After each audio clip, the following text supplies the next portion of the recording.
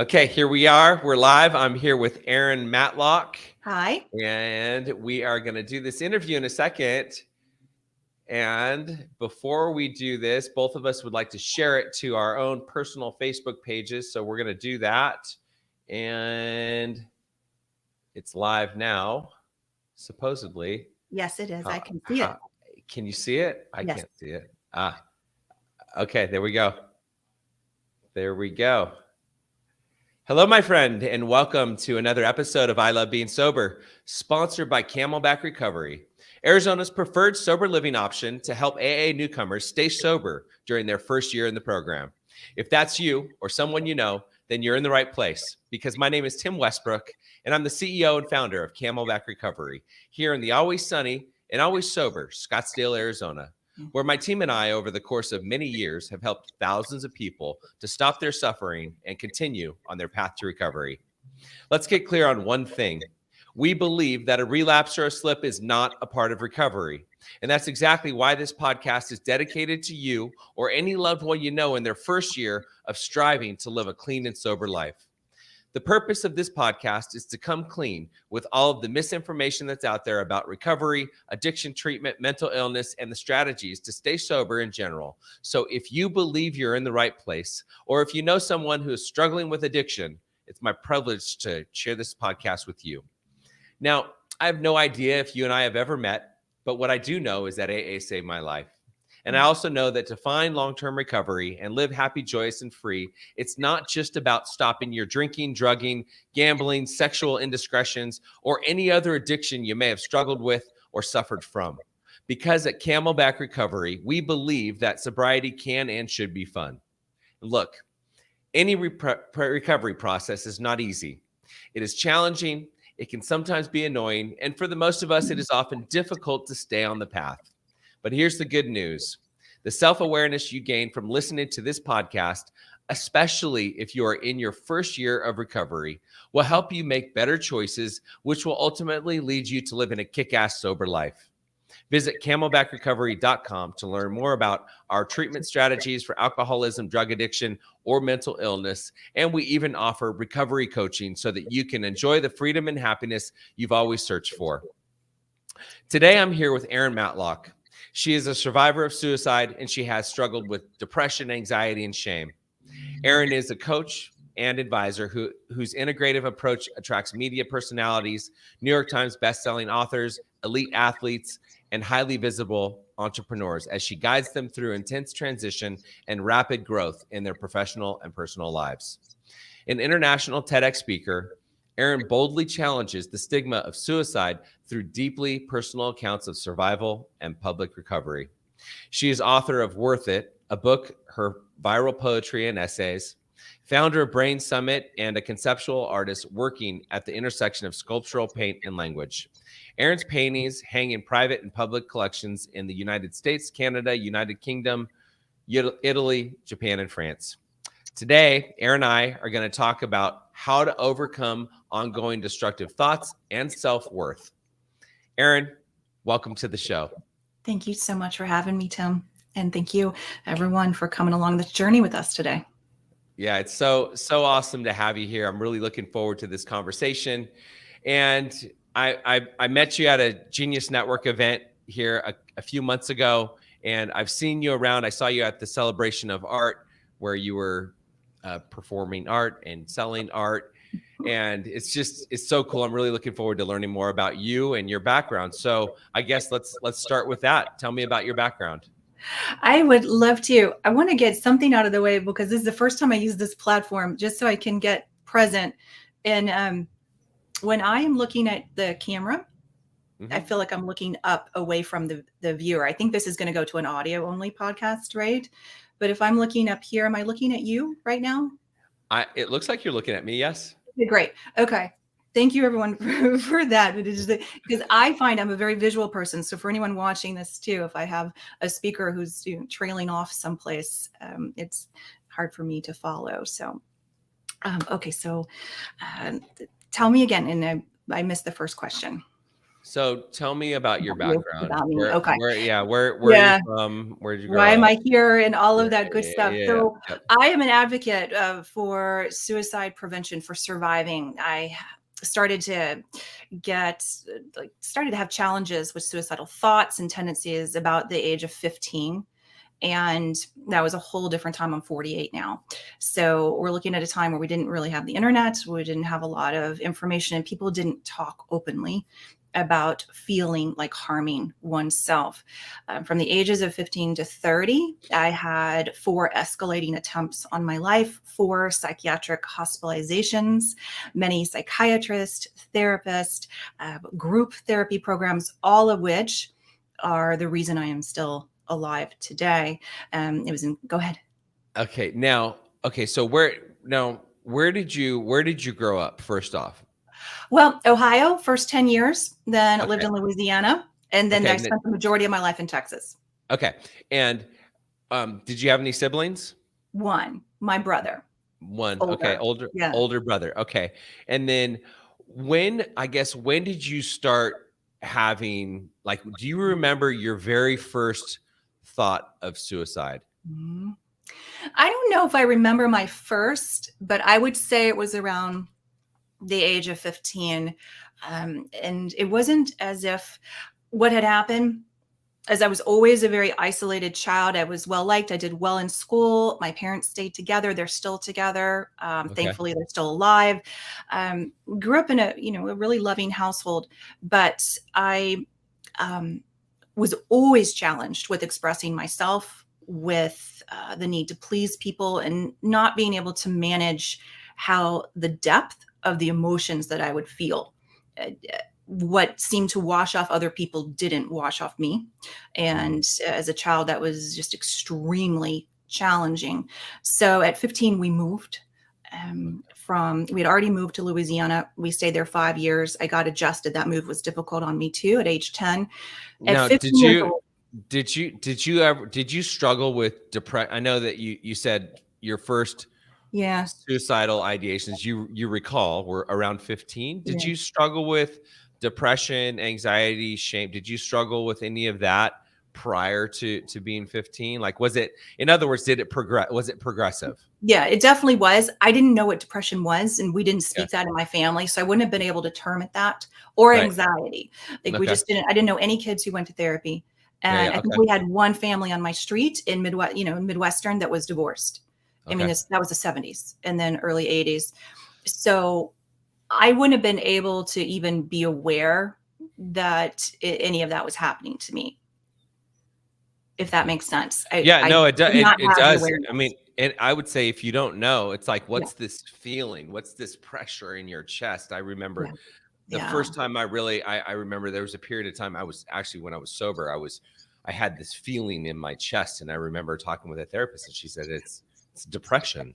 Yeah. Depression is to press down, and it's like, okay, that makes sense. So it makes sense. You don't know what it is, but you're feeling something that's uncomfortable. Is that right? Sadness, deep sadness, and a separation from other people, not understanding why I felt so different, so uncomfortable in my own skin. Right. I felt out of place. I always felt like my skin was burning. Oh, And I was well liked. That's the thing. I was athletic. I was very good in school. So I could perform to a level that no one knew anything was wrong. But as a small child, just dealing with that fact of having so much self-hatred or shame that I felt different, or I'm 5'10". Right. And I've been 5'10" since I was 13 years old, 7th grade. And so I was 5'5" by like age 10, which is the size of a grown woman. Yeah. To be introverted and shy, I'm very reclusive. Like, it's just, I like to be alone. I don't like a lot of attention. And so to be that tall, I remember always like asking God, like, why would you make someone like me that tall? Because there's no place to hide. Right. And there never was a place to hide. I always stood out. You can see my old childhood photos. It's like all these kids, and then there's me. Oh my gosh. Oh my gosh. Yeah. It's one of For those things someone, you can look back at and laugh, but at the time, I bet it wasn't funny. no, because then I dealt with body image issues, and that I felt bigger than other kids, and my body was growing in a different way than other girls. And I remember even in 7th grade, I hope they don't do that in schools now, but the gym teacher brought in a scale, and we weren't getting on the scale, and she wasn't telling everybody our weight, but we were doing this thing in gym. I don't know, this training, and we had to have our pre-weight and then our after weight. Uh-huh. And we all had to get up and get on the scale. And I just remember thinking I was going to die, because I knew, and I wasn't even overweight at that time. I was an athlete. I was very muscular for that size of child. But I mean, I was a grown woman. I wasn't going to be 90 pounds like the other girls. I was going to have a grown woman's weight who was 5'10", which was a huge weight. And just to have even her see it, and, and she didn't care. She wasn't shocked. But those are the type of things that maybe some kids would recover from. They'd be upset or hurt feelings. That shook my world to the point where I didn't want to go back to school. We really didn't have homeschool at that time. I should have been taken out of school. My parents had no idea how these things affected me. I just had almost no resilience. So going to school was just so painful each day. So you had a lot of shame around that, would you say? A lot of shame around just feeling so different, and not being able to make sense of who I was. God, that must have been so hard, because when I think of shame, I think of guilt leading to shame. Yeah. And the guilt is because when you lie, cheat, steal, you have guilt, and then it leads to shame. So here you have this shame that is really from nowhere, just existing as a human. Oh, gosh. So so you said that you moved, right? That's where I kind of interrupted you. So let's go back to when you moved. What was that we like? made 2 moves, and one when I was 10 from Ohio to Louisiana. And then we stayed 5 years there as my father was progressing in his career. And then we moved into Houston in the middle of, or right after my freshman year of high school. Okay. So I switched tough. That's a tough time to move. Those are both tough times to move, right? Yeah. And I think if my parents could do it again, we would probably choose differently, but you can't. It's like, I mean, this is the career of the person who is paying the bills, and every parent deserves to have their dreams fulfilled too. My brother did fine moving. Right. It's like, it was just, all these things just play a part, and it just happened to be who I was, and I didn't adjust. Going from a small Catholic school, I've been in Catholic school my whole life, to my first public school that was 4,000 kids, or almost 4,000 kids, from a 400-person high school. There's a lot of things that just stacked, whereas somebody else's child would have been like, a new adventure and new friends and a bigger school, and how cool is this? It was just the end of the world that I could control. I had zero control, and it was a very difficult school for me to kind of break into. Now, did you turn to drugs and alcohol? No, I didn't. Wow. And I don't even know why not. I don't know why I've never struggled with drugs, because you would have thought I would have self-soothed. I didn't even soothe with pot or cigarettes. And at the time, because I was very athletic, I didn't struggle with my weight. I was never naturally thin. I always had to be on top of the weight. But I was always, and that's probably one of the things that saved me, is athletics my whole life. Definitely. Having something to hang on to. Well, I guess if drugs and alcohol are the solution, sports can be the solution too. It is. Right. Whatever you have to grab onto, you grab onto it. Yeah. Sometimes it's helpful. Sometimes it's not. Sometimes it could be helpful in smaller doses. Right. Sometimes never. But yeah, no, it does surprise me. And I turned to writing. I did a lot of writing, and I think I white knuckled it, which sounds really bizarre. But the other thing I had going for me is a very strong, loving, secure home. And I think about that, it's just me and my brother and my mom and dad and the dog at the time. And I was very lucky to be in a household where those things were things I held on to. What would happen to them if I left this world? And even as a teenager, right, sometimes we break from our parents during teenage years, and there's a lot of drama, and there certainly has always been some drama with me. But the fact that we had I think, a fairly healthy, as healthy as it can get, no household is perfectly healthy, Right. that helped me hang on Yeah. and not start, or make an attempt on my life that early. It wasn't until about 23 that I made the first attempt on my life. Okay, so you started having suicidal ideations at about 15 years 15. old, Yeah. and did it progress? Did it like how Yeah. Yeah. did it Yeah. It was go tough. back and forth? Yes, because as I progressed through school, as I got through the sophomore year and I was able to get to junior year and I started to make my first friends because I really Right. didn't have friends it was just such a strange environment. I think you start to feel into how you're going to exist in school. Hmm. I loved academics. I loved learning. So I had some really good teachers, and that helped. But a lot of it, I look back and there's no reason that I would have survived that high school and that experience, that time in my life, because I remember how depressed I was every day, waking up with the dread and the anxiety, and then going to school and walking through, and you just walk through so raw and numb. And for some reason, I think I was just such an obedient child. I figured this is what I'm supposed to do. And academics was very important in my household. Okay. And so I was supposed to achieve, and that's what I did. I worked to achieve. Okay, so you make it through high school, Yeah. and then what? Went to college. So college is kind of funny because college looks like depression. It looks like addiction. It looks Uh-huh. like all of these maladaptive things because you can sleep late, you can stay up all night. People Yeah. are doing drugs and they're not considered, anything wrong with it. And people are having sex all over the place. I mean, it's just like everybody's college experience is different, Yeah. but where I was, it was in Austin, University of Texas. It's just Okay. wonderful Okay. school. Uh-huh. And I mean, everybody was all over the place. So I fit in because people were sad. People were not sad. People had anxiety, panic. It's just, I could mask and just hide in plain sight.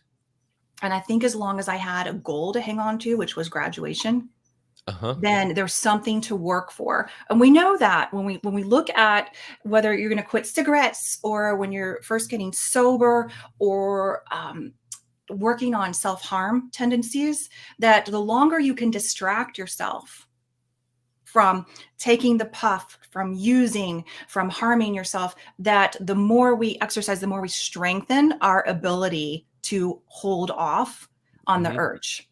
Yep. And I think that's what it is. I had this goal. I was going to graduate. And it allowed me to function as a depressive, Okay. in college. And I had really good friends. I got out of that high school, which was just a horrible environment for me. And I was accepted. Austin is a very accepting town. Yep. And I felt loved. And I had a new family, which were friends who were not perfect. They were all like me and in different ways. And so in that, I had really strong support. Did anybody else know that you were struggling with depression and anxiety, or was it like, did you completely keep it to yourself? Yeah, it was completely kept to Oh myself. my, Yeah, I know. wow. That was my whole life. But there was a time, and I think that's how my parents were raised. It's just, you kept things inside your home. You didn't tell the world about what was going on in your home. And those were the times that we lived in. And so I was a very obedient child, and I bought into it, but I also saw it mirrored back to me. And, and I just wasn't aware. I wasn't trained in the way that I am now, that I could look at someone's dysfunction and understand the layers that build to get to that level of dysfunction. I was a kid. Right. So now let's talk about your first attempt at suicide. Yeah. What like, how did leading up to that, like, what was it like leading up to that first attempt? I was going downhill. I was having a lot of trouble with anxiety that was so fierce that I would just shake uncontrollably at things. And it was just this feeling like you're going to be killed, even though it wasn't like I thought someone was coming to kill me, but you just think you're going to die. Just the littlest things. And I had graduated. So I was working towards graduation. I graduated, everybody came up. It was a really fun time. And within the next 3 months, I just downward spiraled. I had taken an extra 6 months to graduate. I changed my majors a few times. And then I was going to go to grad school. So I was going to spend that spring applying to grad school for psychology, for counseling, and get in the fall. I'd already taken my GRE and all of that, and was fine. You know, everything was going to be fine. So I had a lot of free time all of a sudden for the first time in my entire life. I didn't have structure. I didn't have academics. I didn't have something due other than a stack of grad school applications. And I was just free falling. It was like the first time you get to sit with who you are. And it's the first time you get to sit with your shame, your grief, your loss, your anger, your resentment, anything that I pushed down my entire childhood all of a sudden had all the time in the world. And it came out in just absolutely excruciating anxiety to the fact that I couldn't be alone. I remember having TV and radio on, and I would jump in the shower and just jump out, because that time in the shower I thought would destroy me, because I would be all alone in the shower. I was living by myself at the time. And so that first attempt was more, I would say, when people talk about a cry for help, that was a cry for help. That was not a, I'm ready to die. That was a, I don't know how to fix this. I don't even know who to talk to. We don't go to therapy in my home. We don't have this. I'm not that child. All of these things that had kept me from getting proper treatment, especially during college. So what should a parent or a loved one be looking for if they have their child or someone in their home that they're close to? Like, what are some of the signs or the red flags that their loved one is potentially going to commit suicide or attempt at committing suicide? It's a really difficult question to answer, only because so many young people and us grownups are really good at hiding. Right. We're really good at having still great grades, or performing in athletics. The time we're recording this, we're coming off of a string of really devastating young female college suicides of high performing athletes. So we're looking at people saying they had great grades, they were All-American, they were on these winning sports teams, they had everything going for them, they were fulfilling their scholarship. We're really good at masking and hiding.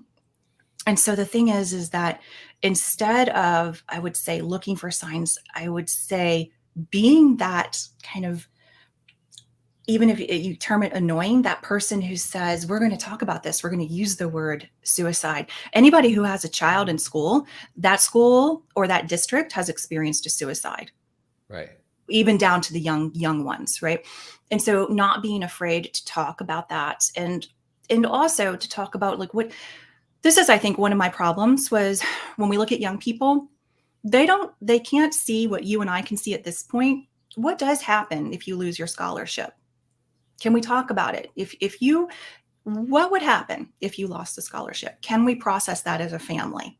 Right. Okay. Can we go through that? What would happen if you failed AP English? What would happen if you bombed the SAT?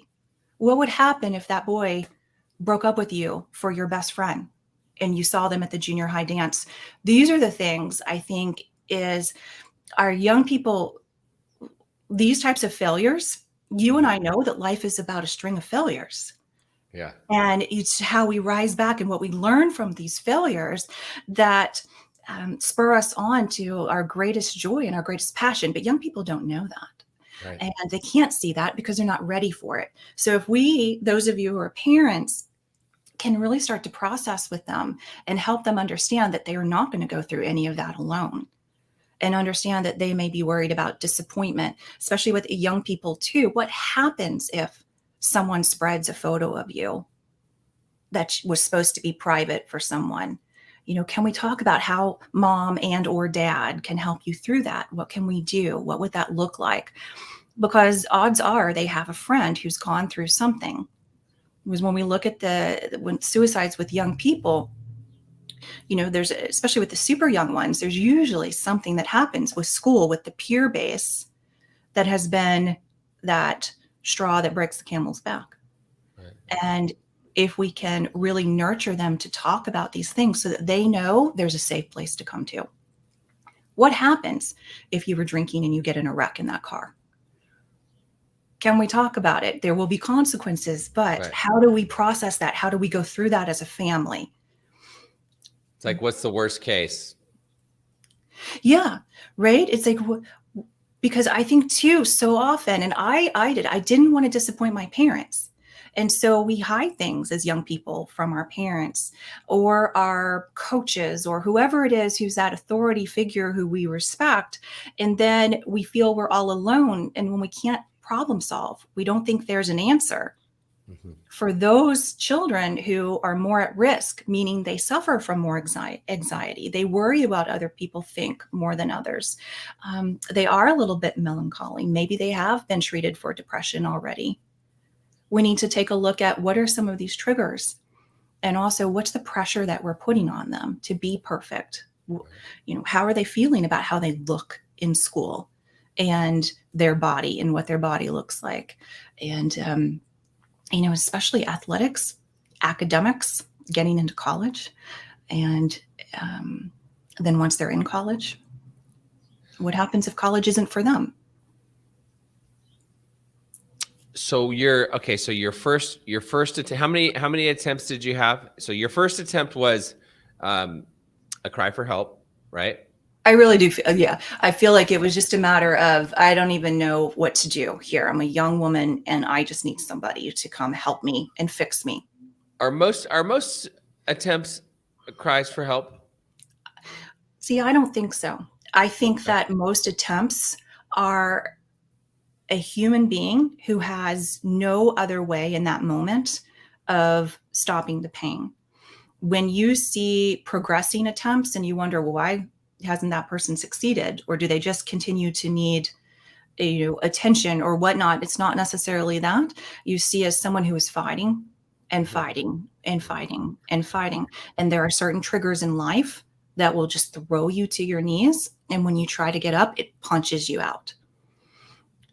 The longer you go, and I look at my life now at my age, and you wonder, like we just had, the death of Naomi Judd. I mean, this is someone from my childhood. I grew up in Texas, right? We love the Judds and country music, and some of you may not listen to country music. She was in her 70s. She fought her whole life through bouts of depression, suicidal depression, and you can come in and out of that. Not everybody has to go in and out. Some people go through a phase, they recover, and they may not have any issues until, it was part of life. We lose loved ones in life. Sometimes a trigger like that, really deep triggers, can reactivate it. But other than that, it's really something in the past. You might be like me, where I have phases. I still have to deal with the urge to leave this earth. And so I have to work my recovery in a way that is pretty aggressive. And I know that she did too. And so you look at that and think, well, how does someone get what you got that far? So how can you have everything? You're rich, you're famous, you're adored, you're beautiful. You have the big house, the great daughters and all of this, but it's the illness. And I think that with addiction it's not really selective. It's there. So your last, how old were you at your last attempt at suicide?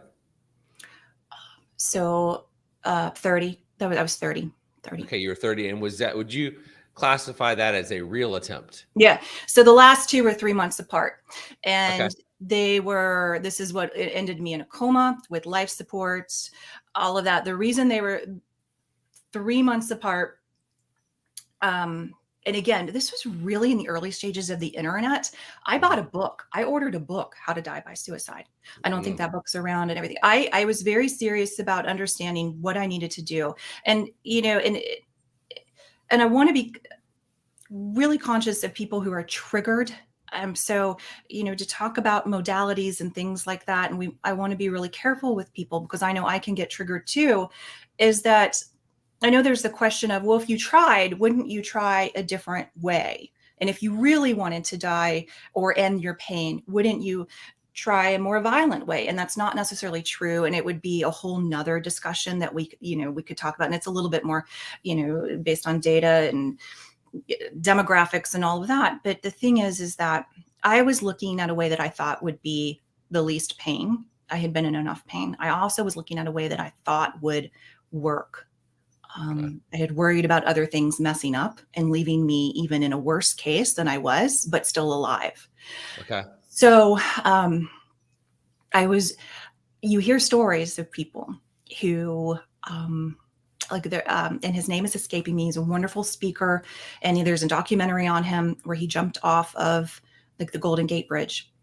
And while he jumped, and he survived, and he's out there and he's talking about survival.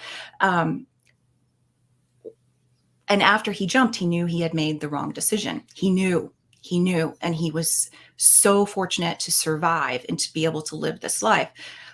I woke up and I was devastated that I woke up. And that's where I differ from someone who says, oh, that was a bad choice. I made the wrong choice. And it was this, in an instant, in a knee-jerk choice. It wasn't for me. It was years and years. It was a lifetime of pain and isolation and the absolute worst pain that I would never wish on anyone. And I think that happens with addiction too, is that you would never wish what you have to go through on anybody. I don't even think there's words to describe the depth of sadness and despair that comes from long-term, major depressive disorder. And in that, it was awful that I woke up. And that's very hard for maybe a loved one and very scary to hear, because there are those feelings of, well, how selfish can you be? There are people who are fighting cancer who would love to be alive right now. And that's where shame comes in for mental illness. And believe me, I have those thoughts of, who am I to be living when someone else who has children, or a husband should be living, and they're right now, succumbing to cancer. But the issue is, this is my life. This is your life. And I can be right here.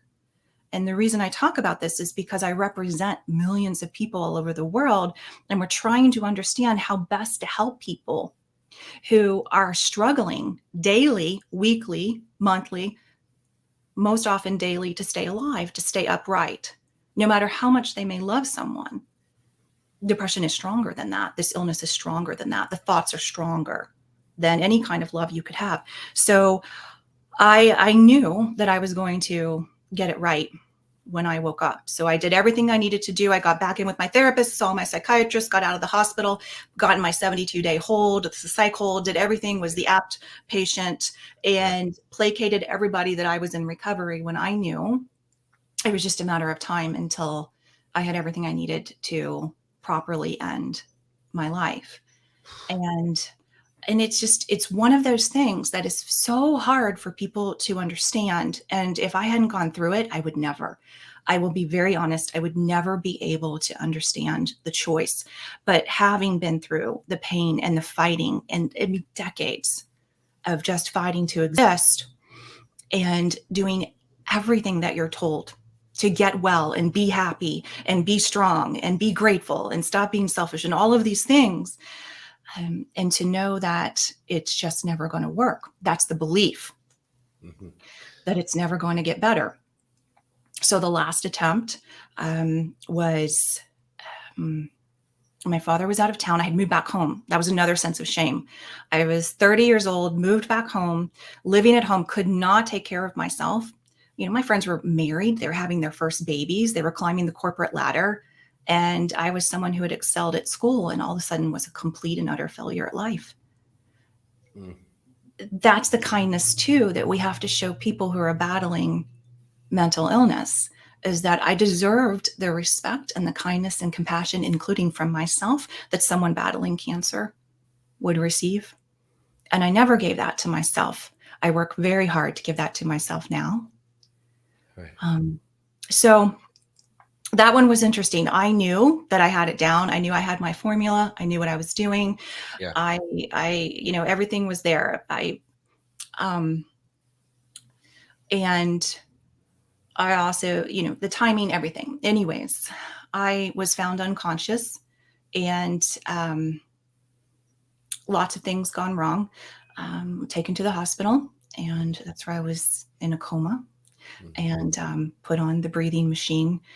And they gave me, prognosis guarded, which means we don't know, because it was too late for them to pump a stomach. So they have to let the overdose process and then see how the body can take it. Can it withstand? Can it live? And so that's what happened. I woke up. And in that time, they had me strapped to the bed, which is not something that they do for fun, or, because it's simply a lot of times too, especially when you've made an attempt on your life, you're very disoriented. You're coming out of a coma. They don't know your state. And if you're still suicidal, they have no idea. And so there was this reaction when you wake up that you're going to pull the tube out, which can paralyze you, can kill you too, but it can definitely paralyze you. So you're strapped down. It's very disorienting to wake up and be on the machine, and only be able to look up and not be able to move your hands and legs. So it was a really horrifying moment in my life. And I think one that took a lot of therapy to get through that trauma. Right. And realize someone's watching going, well, you created that trauma, but it's an illness that creates that trauma. No normal, whatever normal is, no healthy human being who is capable of processing their emotions would choose that. So we have to start honoring what it is. And what it is a choice to end unbearable pain of not being able to stand up to that kind of pain any longer. What, this may have been a question for earlier. What was it like having relationships with people? Did you have good friends? Yeah. Okay. And then like boyfriends, dating, so you did all that stuff, but you essentially faked it? High performing depressive. Okay. High functioning. What is it? High functioning depressive. Okay. Is we have those people with eating disorders, people with addiction, people with all kinds of things that can perform out there. And it's just a very painful experience. It's a very lonely experience, because you're trying to connect to people, be there for them. And it's not like there weren't moments of joy in my life. There was moments of laughter, and there are things that I enjoyed about life. There was just deep, dark pits of low times that would take someone to their knees. And then there's those voices of, this is just too much, and I can't take it anymore, and I can't do it. Okay. So you have your failed attempt at suicide, and you wake up and you're like, damn it. Yeah. Okay. Again, I was. So yeah, that one was okay. So I grew up in Catholic school, parochial school, Christian family, and I really believed in this kind of male God figure at that time. And I want to respect everybody's beliefs, including my own, in this conversation, because it's an individual thing. But I looked up at that scene because I couldn't move anywhere. I was just flat, strapped down. And I was like, okay, God, you went. Yeah.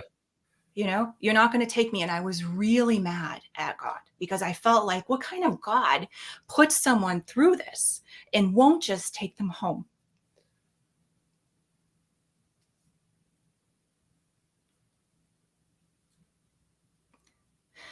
And that's a very tough thing to deal with.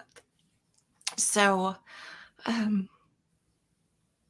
because I don't know how you feel, but I definitely felt betrayed in my life for having to go through every day that kind of pain. That's tough. So I had made the decision because I was really worried at that time, because I thought, okay, I'm only 30 and my body clearly is strong enough to withstand these. And I felt for sure, laying on that bed, that God wasn't not going to intervene. And if I tried again, no matter what I did, because I really made sure that what I did would kill me, that I would survive again, but I would do irreparable damage to my body in some way that, and again, when you come out of a coma, you're kind of still, they kind of induce it with dopamine to let your body go through an overdose. So you're a little bit hallucinating. You're not thinking as clearly, but I thought I could lose an organ. I could lose my ability to go to the bathroom. I could have to wear a colonoscopy bag. I could lose my ability to walk. Like all these things went through my head of, I can make this so much worse and I'm still going to have to live because my God, the God that I believed in was just going to keep me on this earth.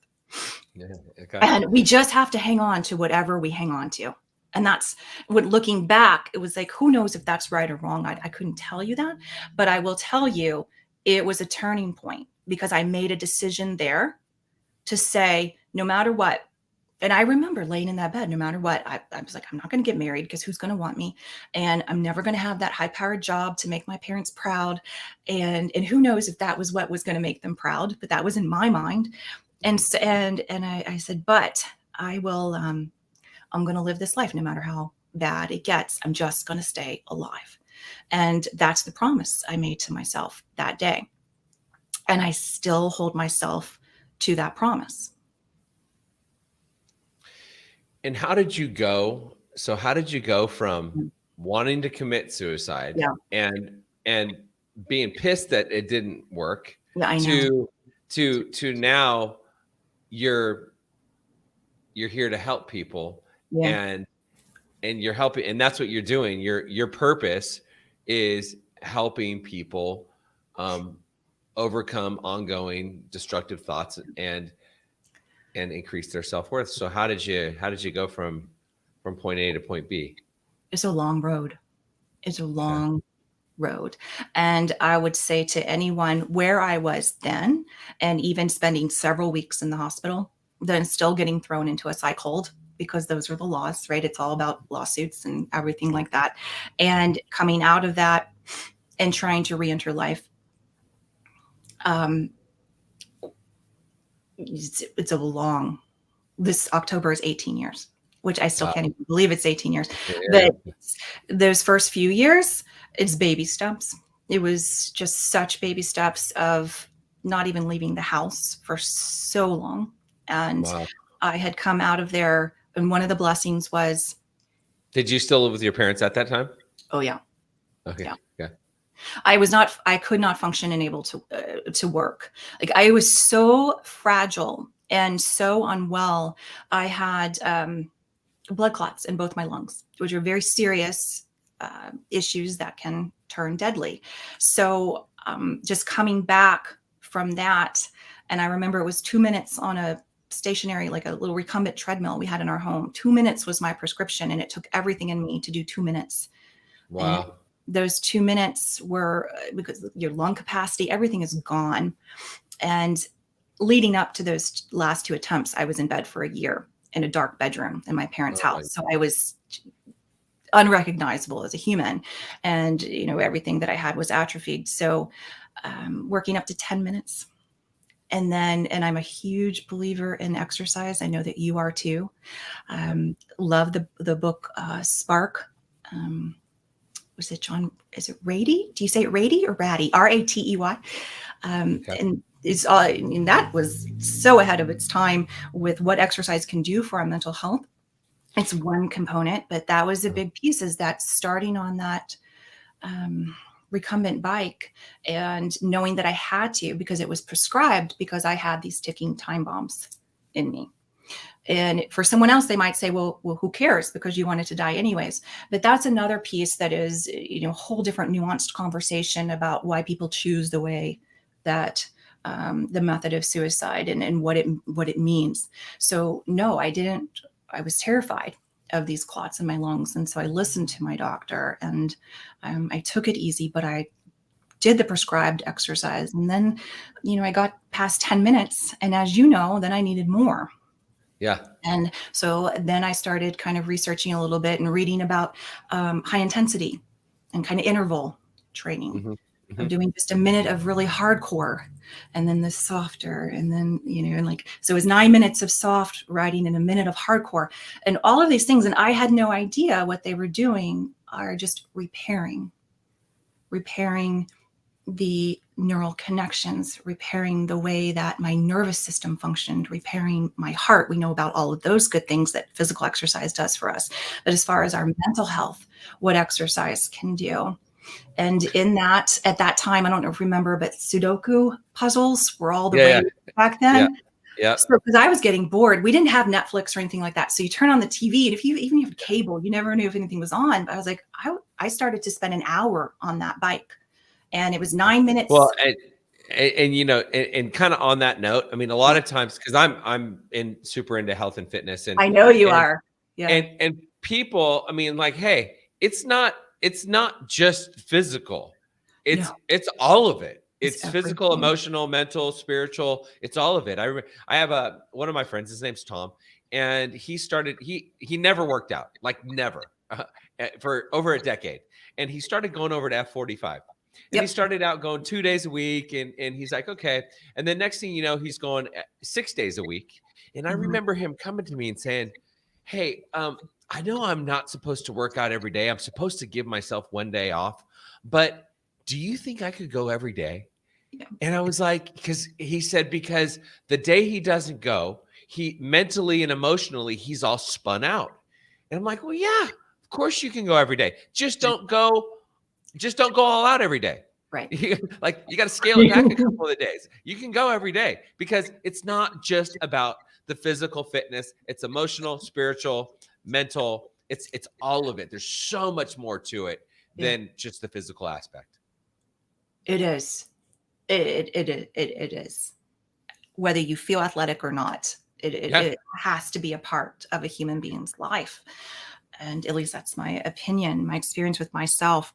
But I grew that so I got this clipboard. I printed out Sudoku, big jumbo Sudoku puzzles. I needed them big because I was writing the recumbent, and I had this pencil and I was doing them. And I didn't realize that was also helping me start to problem solve again and start to think again.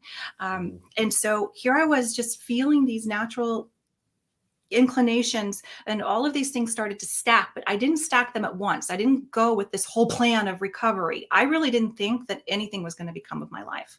My parents and I were looking at group homes for me, and not like the recovery homes that you have. We're talking about long-term group homes for people, because I think at that time you could take, if you were on a disability check or something, you could take a disability check, turn it over to a group home for adults who really can't live by themselves forever. That's what we were looking at, and which was just horrifying to me, because that was never going to be my life. And so I was like, okay, well, all I can do is just feel into, and I was lucky enough to be able to live at home with my parents. Not everybody has that relationship, and it wasn't fun. Right. I'm going to tell you this, it wasn't fun for them. It wasn't fun for me, but I'm very grateful that they put a roof over my head. Yeah. And so from there, I had these old CDs, and I had this big CD player over by my bathroom. That was like, sometimes a little bit of a nerd with language. I love writing, and it was a vocabulary builder. It was like how to learn hard words or something. And I had a lot of trouble with my short-term memory. Like, I was just dough from a lot of medications, a lot of things, from the trauma, from the depression. It'll take your short-term memory. So I had to, utilize a lot of different things. I couldn't remember if someone had called unless they left a voicemail. And this is when we still had regular phones. Like, it was just, I had no idea if I'd called someone back. So I made a lot of notes. So I started to learn vocabulary words, these large kind of SAT words. And practice that, just because I thought, well, I started to get curious about them. And I never explored more than that. I never read into it more than that, than to just say, what's the next thing? And I never put the pressure on myself. And I think that was part of it. And then there was a point where I was ready to walk outside. And this was a person, I did not go outside for a year. I put on a massive amount of weight from being on antipsychotic drugs. The reason I was on antipsychotic medication was because I was suicidal for so long. So many different treatment forms didn't work. And it was getting to the point where the treatment team really was concerned I was going to lose my life. So sometimes, and especially back then, that was used to keep me asleep as long as possible, while we try to figure out, like, how am I going to grow through this? How am I going to move through this? How am I going to survive this? The less I'm awake, the less chance I had of ending my life. Okay. Some people, I'm one of them, gain inordinate amount of weight on a certain class of drug. Other people don't, right? Okay. So I was, at that time, like, I wouldn't put on my contacts. I wouldn't go get my hair done. I wouldn't even do my hair. And I would only go through my bathroom vanity back to the shower and bathroom in the dark.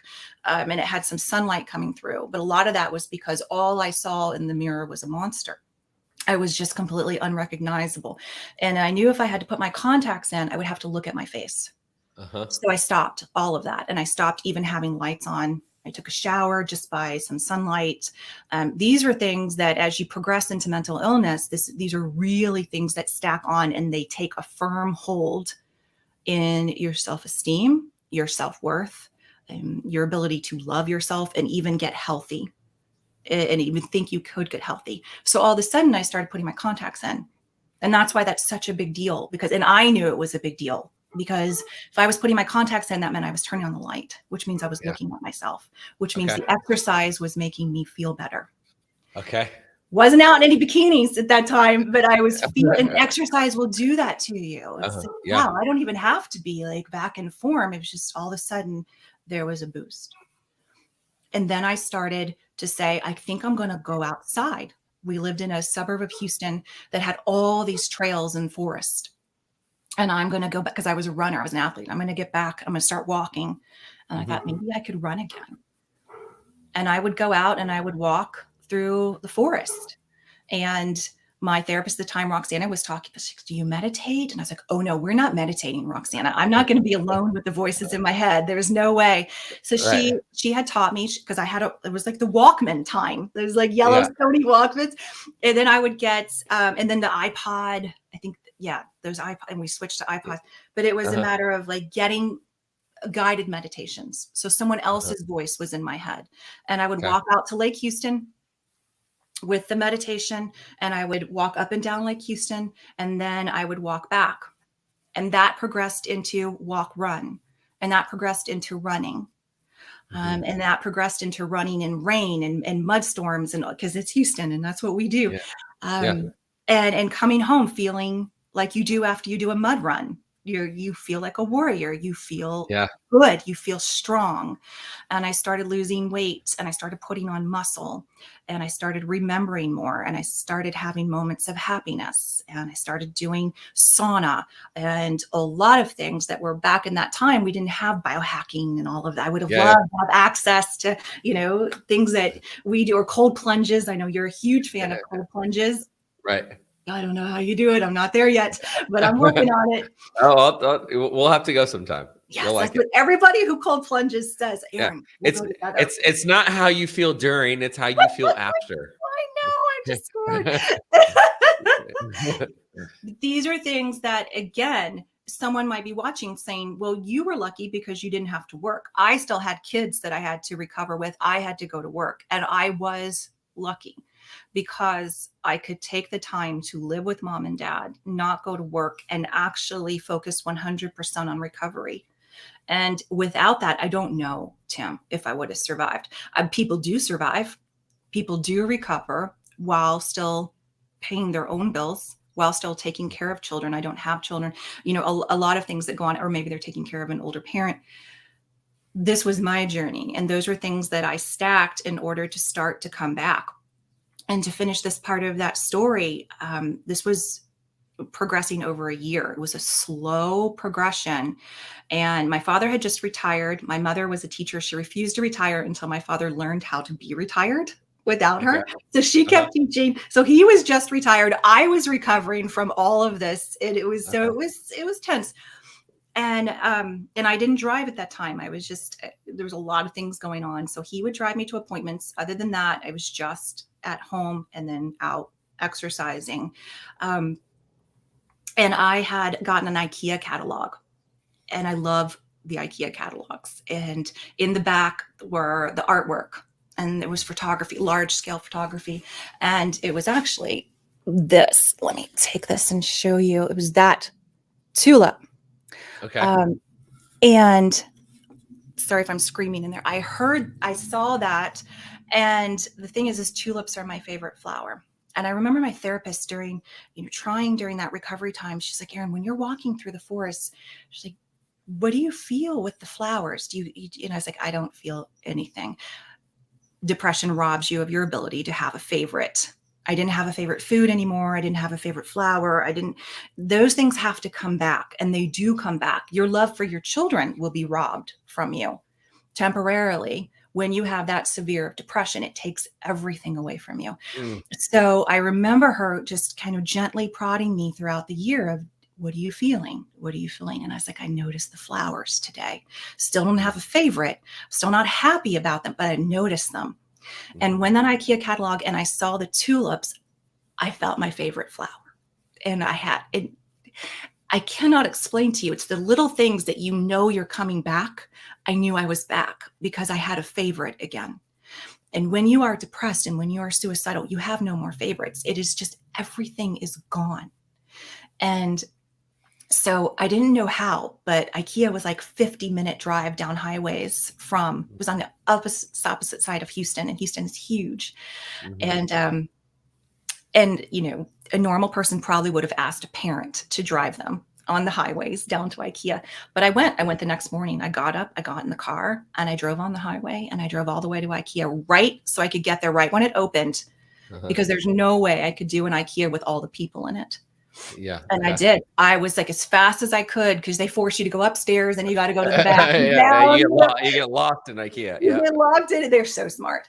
And I went all the way to the back where the art was, and I grabbed it, and then I power walked it out to the checkout. I checked out, power walked all to my car, like put it in the trunk, sat in my car. And I remember gripping the steering wheel, and the tears came because I thought, I did it, and I am back, and I am coming back.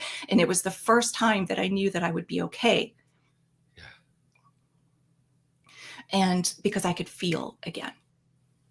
And I knew if I could feel again, that I could have a life, and it wasn't about, I'm going to make this great life and I'm going to get married and fall in love. Because I couldn't see that far from there, and I was nowhere near there, but I knew I was going to be able to feel happiness and joy. I didn't know any more than that. How long was that from your most recent suicide attempt? From that was a good year. That was about a year. Yeah, it was about a year. And that makes sense. I mean, recovery, like that first year, it's really, whether it's drugs, alcohol, suicide, like it doesn't matter what it is. It doesn't. You really have to work your ass off for a year. They don't lie. That's the milestone. That's the first milestone anyways. That is the first one. Yeah, that's the first milestone. The next milestone is 5 years, right? Yeah. And it's a touch and go. I found it to be touch and go after that. When did you decide that you wanted to help others? So when did you decide you wanted to carry, I guess you can call it, we could say, carry the message? Yeah. I think it was other people continued to tell me, because I really am fine just kind of reading books and writing, painting, and then going out on hikes. I just never wanted attention. I didn't want anyone to know. I was so embarrassed about what had happened to me. And I was so concerned, Tim, that no guy was going to marry me. I was like 32, 33. And I remember when I moved to Arizona, and that was huge for me to make that move. And I was like, no one can ever know, because I might not get a job if I go back to corporate, which was very true. Who would promote me with all of this history? It was very, very true at that time. And what would I say to someone? But I was young, and I also was early in the recovery area, where I didn't understand that this is who I am. And it's what makes me incredibly challenging, but also incredibly wonderful. And that it acts as a filter for me. So that I don't have to do a lot of vetting of people or organizations if they don't want to date me, if they don't want to work with me. Cool. Because you saved me a lot of time and heartache, right? So I can now appreciate it. Like, let's just get out of the way. But I came, and so what I did is we were about to go through that huge recession. And I came up and I was just kind of doing a part-time job.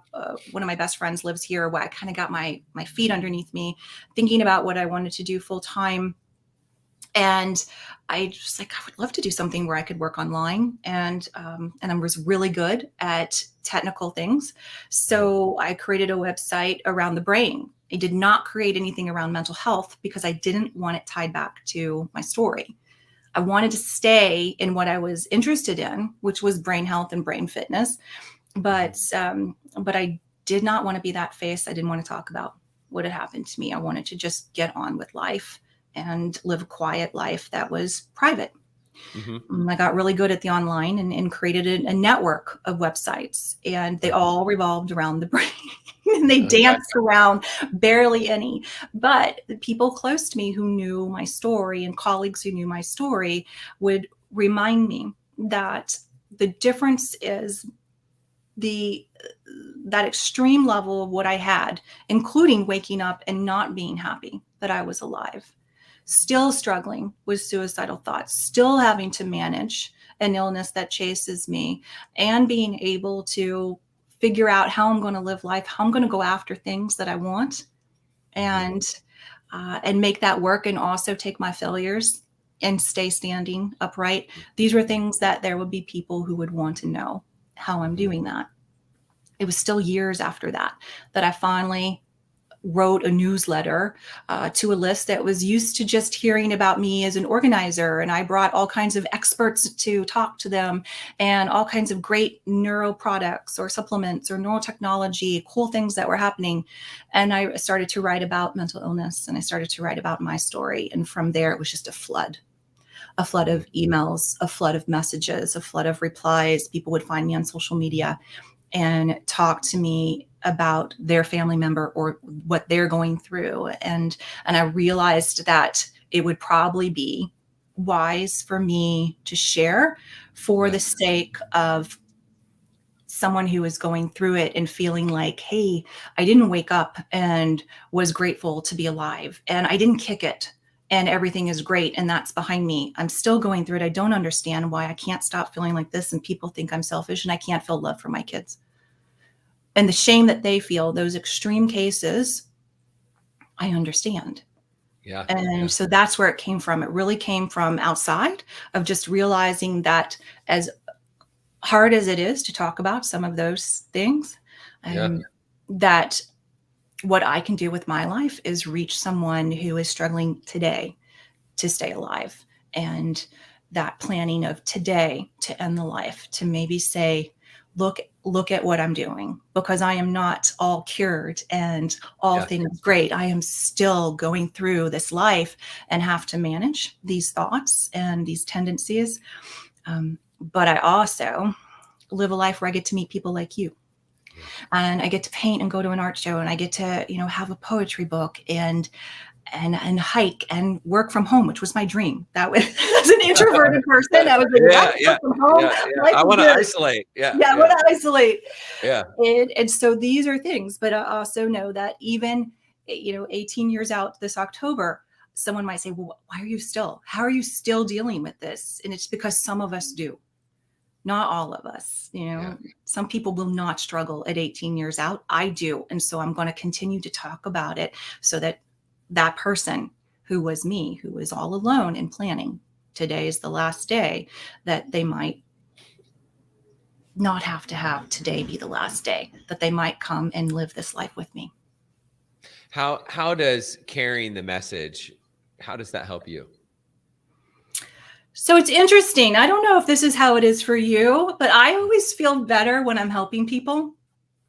And that is something I have to pay a lot of attention to, because those of us who have dealt with challenges like this, can do so much good for other people. And we have to remember to do that good for us, that we're worth doing that good and taking care of ourselves.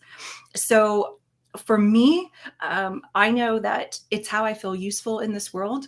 It's how I build joy into my life and purpose. It also is always a reminder for every night when I'm ending, I think of myself, like, what did you do today for yourself? So it's a mirror in how I helped others And I have to have an honest conversation with myself. How are you helping yourself? How are you loving yourself? What happened today that you would never let happen to someone else? So for me, it's a continuation of my recovery. Yeah. It's like it's carrying the message. And when you carry the message, that's what leads to fulfillment. And that's really what we're all after is fulfillment, right? We're We are after so fulfillment. after. That's why, I mean, really, we want a big house, a fancy car, and diamond earrings. You know, it's like we want these things because we think that's going to bring fulfillment. But really, what brings fulfillment is by being of service and helping another person. And I'm sure, like for me, carrying the message of Alcoholics Anonymous and helping another person that is struggling, it helps me and it continues building my foundation. And I would imagine what I'm hearing you say is it's the same thing for you. Is it continues helping you stay on your path. And you're the example too. I mean, right now you're a public figure. You've helped so many people that you're the example. So there's way more accountability for you now too. I have created some public accountability, and don't think that doesn't play into some of the rougher nights. Yeah. That is a thought that goes through my mind, is how many people would I be letting down? And I'm at a place where I can have that thought. I think years back, I couldn't handle that amount of pressure. But that pressure is good pressure for me now. Yeah. What do you still struggle with suicidal ideations today? Okay. So it really depends on, see, this is where it's ongoing for me, working on boundaries, saying no. Okay. Tim, I need like a tattoo or something that says, Erin, you've got to say no, say no. And that will be part of my recovery the rest of my life, is really understanding the need to people please and to get approval. And to not disappoint people. So saying no allows me to remain in a state that is healthy for me. And so I'm really cautious about what I say yes to. And then I watch when I say yes and something gets out of alignment, and I can tell with me, it's like I'll have a really fast, rapid weight gain. That is an instant for me to say, you have said yes to something that is not healthy for you. So we're going to complete this. We're going to remove ourselves and we're going to learn from it. We're going to get our health back in order, our sleep back in order. These types of things, because what will happen is it'll spiral out of control where I'm so stressed out from things, I'm exhausted, then I'm punishing myself mentally, and it rolls into escapism, which is suicidal ideation completely. It's that old urge to just say, well, it's I just can't do it. I just can't do it. Then it's talking myself back, doing a lot of calming of the nervous system, a lot of being around, pushing myself to be around people who have really well-adjusted nervous systems. So there's that co-regulation is a huge thing. Isolation is a killer for people who have suicidal ideation. So we must force ourselves to be around people who are calm, who are in a place of peace, so that we can feel that with our body. But absolutely, instead of getting upset about it now, and I do get, honestly, Tim, I get frustrated sometimes that I'm still dealing with it, but it's just a warning sign for me to look back and say, what are the choices that I've been making to get to a point where I cannot handle everything I've taken on, and I've put my health at this type of risk. Let's go through and clean it up. Yeah. And well, I think that's, you're definitely not alone in saying yes to too many things, which is, remember, Derek Sivers spoke at the event that we went to, and the book he wrote was Hell Yes or No, or Hell Yeah or No. And it's really, and I that resonates with me. And I really think about that. It's like, okay, is this a hell yes? If it's not a hell yes, then the answer is no. Because if I say yes to things that are just like, oh, yeah, okay, I can probably do that, then the next thing you know, I don't have the capacity to say yes to the things that are a hell yes. I know. So it's like, let me just scale it back here and only say yes to the things that I'm really fired up over. And I still say yes to things that I shouldn't say yes to. But I'm learning. I'm aware. I'm way more aware of it now. I can tell you that much. It's the awareness, Yeah. right? Is honoring the awareness. That's something too, is practicing being kind to myself. I was such an overachiever as a child that if it wasn't this moonshot, then I mean, it wasn't anything to be proud of. And I'm telling you, working from home, it's like someone else is out on a yacht. I don't need to be on that yacht because that's not my. Yeah. I can get dirty out there. It's snake season here. You know, it's like I'm out with the snakes. You're out in Greece. I'm good because for me, I know what I want. And like you, sometimes we have to say yes to things because it's part of being an adult and paying our bills. Right. But overcommitting and then also learning how to disappoint people. That's been huge for me. Of the fear of disappointing people would lead me to harm myself in order to please them, when it didn't even end up being that they needed me to please them. They would have never wanted me to say yes if they knew it put myself in harm's way. Yeah. So those are things too, to understand where I am in that, of because I can do something so quickly and so fast, because I'm good at dazzling people, saying yes to please them and not even understanding of what went down in the background and what almost happened to me physically and mentally in the background. That's unhealthy. That's an addictive cycle, I think. Those are things that, have popped up over this past year. And so since I've seen you last, which has probably been a month or something, a little over a month, everything other than things like this that I'm called for that feel good. This feels good to me. I'm in my home office. I get to talk to you. You don't scare me, and those things I say yes to.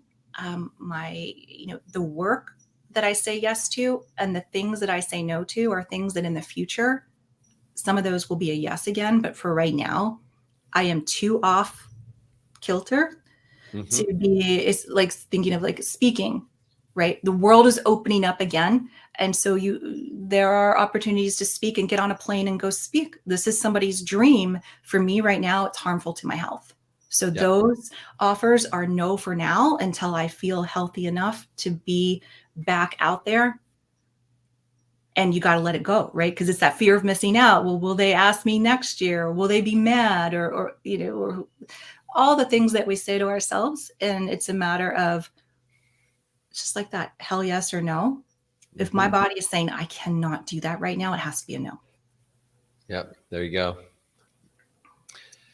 So we're coming to the end of the interview now.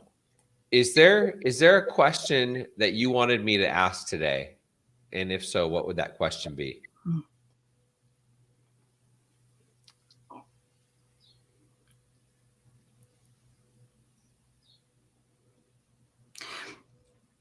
No, I don't think that there is. I don't. I would say, when I still remember vividly that last night that I thought would be the last night of my life. And I had made peace with that. It had been so long of leading up to that night. And I remember not having anyone to hang on to, not meaning my mom or dad or something like that. I didn't have anyone who had recovered from something that even seemed like I would want to be like them. There was no role model for me. And again, people were not all over the internet talking about mental illness back then. They really weren't. I think Jane Pauley had come out and she was all over TV and the news at that time. And that was a big deal for people to be talking about mental illness on the TV. And even in treatment facilities, they would kind of bring in a student, or not a student, but a patient who had left and maybe was a couple months out or something, or further down the road than you, and bring them back in to kind of talk to us.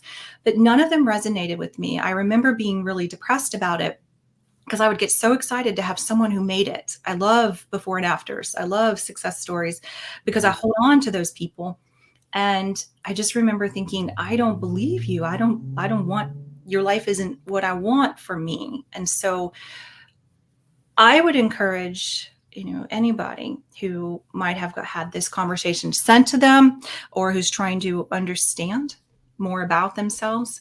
Where I was, I needed to know that someone like me had survived and someone like me was okay.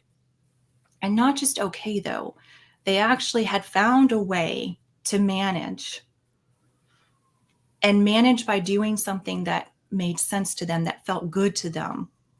For me, I'm a creative, so I have to live a creative life. But that doesn't mean that's that's prescribed for everybody. Mm-hmm. And so I hope that today, if you are here listening to me and Tim has a compelling backstory too. I've listened to Tim's story, that you understand that I'm not going to promise you that you're going to come out of it and it's never going to come back, and that you're never going to have the thoughts again, especially if you're feeling like today is the day, tomorrow is the day, next week is the day that life is going to stop. For a lot of people, they come through recovery and they don't have suicidal ideation, suicidal thoughts anymore. And I think it's wonderful.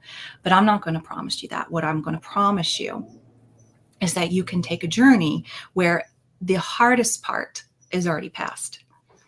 You've already been through the deepest level of pain that you can go through.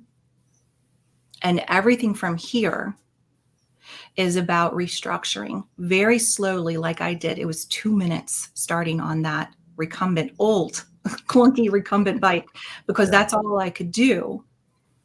And little bits, and I mean a lot of kindness, a lot of compassion, and patience with myself when there really was no more patience because I was exhausted. Right. But understanding that I'm one of the worst case scenarios, and I understand that. And it's not a badge of honor because I really dislike it.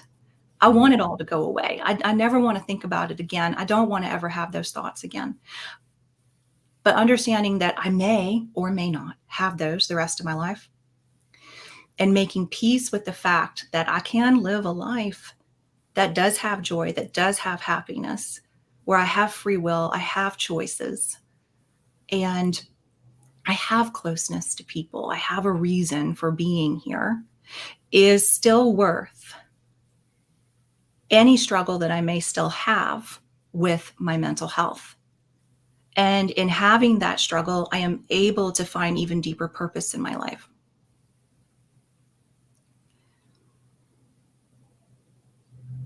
I remember going to bed that night and I was for certain that ending my life would make my parents' life easier. It would make my dog's life easier. It would make my friend's life easier. I knew they would mourn. Like, I understood that I would be hurting people. But I also felt like I was such a burden, especially 30, living at home, unable to produce as an adult, that I would be helping them, helping everyone, because I was too expensive to afford. Healthcare was too expensive to afford. My mind kept telling me so many valid and good reasons to end the struggle. And I will tell you that none of that is true. It's just not true. And my mind will still try to tell me it's true sometimes.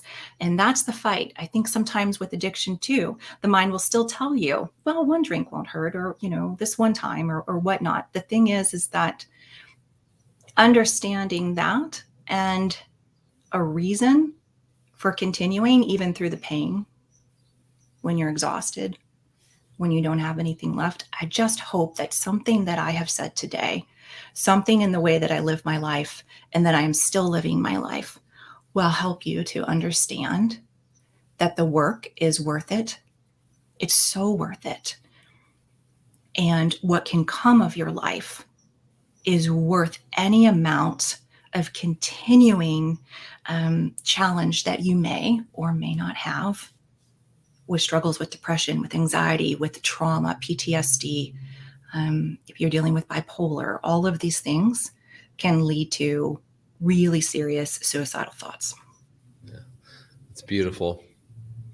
Yeah, and I would say, just like with one of the things that we say, and that I've heard, there's a guy named Ward.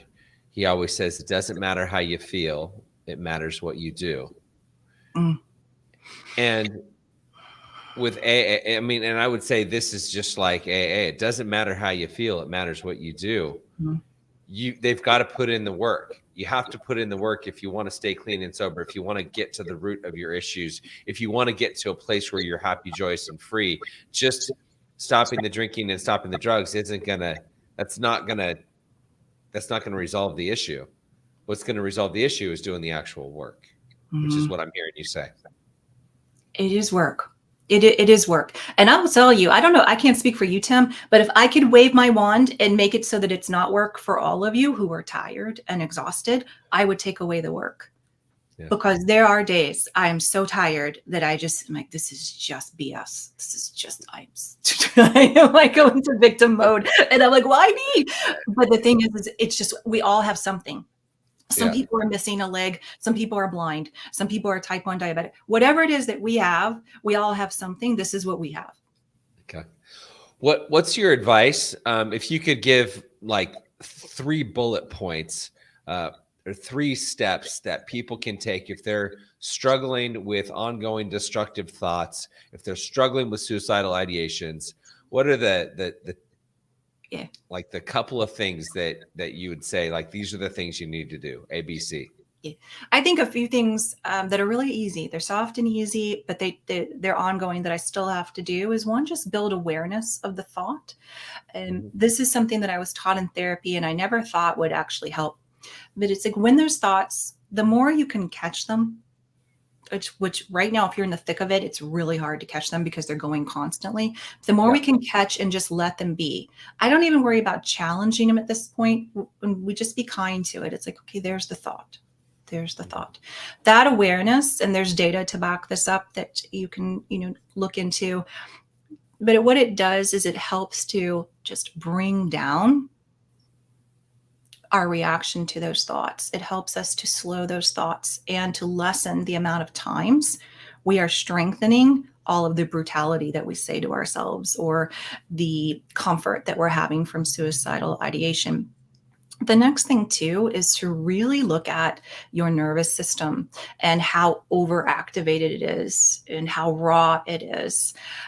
And one of the places that I like to go to is just YouTube. And you look at like parasympathetic nervous system exercises or vagal tone exercises. And there will be therapists or coaches on YouTube who really have just calming exercises for you to do. I mean, one of the easiest ones, right, is we kind of deactivate this kind of like overactive thing is that you take a deep breath in, you hold for 4, and you purse your lips and you blow out. And what we're doing is we're slowing the breath and we're telling the vagus nerve that we're going to turn from an activated, overactivated state to a calmer state. And what that will do is the more you're able to do that, and there's like 20, 40, 50 ways to tell the vagus nerve that. And that's why I love YouTube, because they'll explain it to you. But these are things I still have to do. I still have to catch my thoughts every day. And I still have to do a number of deactivation exercises. Cold plunges are great for that too. I don't know if I'm going in the cold. You can't even speak to it because you haven't experienced it yet. Oh, but I see them. I see them. Yeah, I know. They don't all smile like you. But, so those things are. And the other one is no isolation. Like this is a biggie, biggie, biggie. The isolation will kill you. It flat out will. It will strengthen those thoughts. It will strengthen the grip of any kind of mental illness, of addiction. You might be hearing my dog flap her ears back there. And so it doesn't mean we have to get out and go to parties and things like that. But I used to have this rule. And when you talk about those first 5 years, it was a matter of, in the beginning, that first year after I went to IKEA, I was allowed to stay home for 3 days in a row. That was it. After the 3rd day, I had to leave the house, even if it was getting in my car. And I remember all I could do was go to the Starbucks and get a Frappuccino through the drive-thru, but it counted. And then over time, it became 2 days. And this was over a period of years. So I listened to you, Tim, when you talk about that next 5 years it is work. And then it became 1 day. And by the time I moved from Texas to Arizona, I still was at a 2-day rule. Okay. And I had moved here. And so I was like, okay, if I'm at the second day of staying in bed or staying home and isolating, I have to leave. Then it was one day, and I kept one day for a long time. I don't even have that rule anymore because I don't need it. Yeah. But those type of rules of the preventing yourself, being kind, but no isolation, because that isolation will strengthen all of those thoughts, all of those feelings. And it gives this illness so much power, and it gives suicide so much power over you. Those are three things I still to this day, easy, free, ongoing. It's just a part. It's kind of like brushing your teeth. Love it. Love it. Okay. Where can people find you? How can people find you if they want to learn more about you, if they want to follow you? My website is erinmatlock.com. So it's ERINMATLOCK.com. And then you can just kind of search on social medias too. I'm out there. I'm just not there every day. And if you have questions, you can email me. It's Erin@erinmatlock.com is the easiest, most direct way to get a hold of me. Awesome. Thanks so much. I truly appreciate you. I got a lot out of this conversation, and I'm sure lots of other people did as well. I hope so. Thank you. And Tim, thank you for giving me all of this time. I know we went long today. Thank you for those of you who stayed with me. This can be a triggering talk. So I know that, if you're feeling triggered, we should probably, the 800 number, Tim, I know you'll put it up in the description, but let me pull up, because that's another thing too. When you're going through this and you're suicidal, sometimes hearing from someone and about their history and about their attempts can be triggering. And I want to apologize for not having this ready. But I don't want to leave you here without. Okay, so in America, the National Suicide Prevention Hotline is 1-800-273-8255. And I want you to know too that I have had friends and colleagues who have called suicide hotlines. There are text hotlines too. The important thing is I know it's uncomfortable to reach out for help, especially for some, but I just want to encourage you that these people are trained. They are there 24 hours a day, and they're there to talk to you about anything. And so reach out to them. Awesome. Awesome. Awesome. Thank you so much. And I think that's it. That's a wrap. Have a great rest of your day.